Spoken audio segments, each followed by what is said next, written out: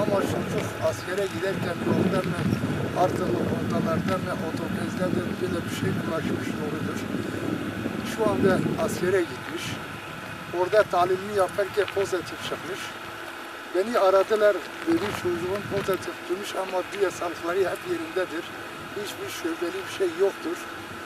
Ama bu 4-5 gün içinde bu hastalık kalkmış kendisine.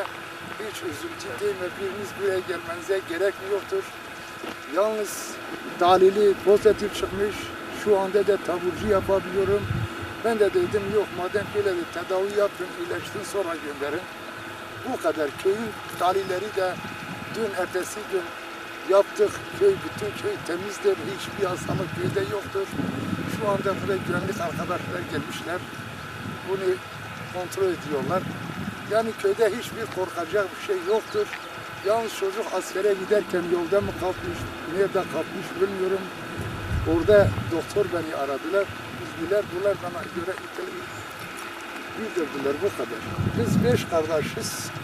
Ama tabii çocuklar da vardır. Yani 10 analık falan var. Hepsinin testi yapıldı, negatif çıktı hepsinde. Yaptı negatif. Dün ertesi gün Batman'a gönderdiler. Bunları yaptılar. Benim ailem, benim bulduğum çocuklarım hepsi yaptılar. Negatif çıktı. Hatta dün aile doktoru bana söyledi, pazartesi gene gelip kontrol edelim, bir daha yapacağız dedim, gelip bir şey olmaz. Zaten yapmışız, negatif çıkmış, bir sorun yok köyde, o kadar. Peki siz köyden çıkabiliyor musunuz?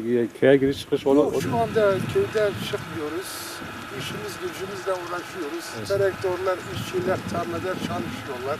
Evet. Orada sıkıntı yoktur. Tabii evde kalıyorlar ama sağlık bakımında hepsiler sağlıklıdır. Herhangi bir sıkıntı yok köyde. Belki dün aile doktoru aramış, tamam onu da kabul ediyorum.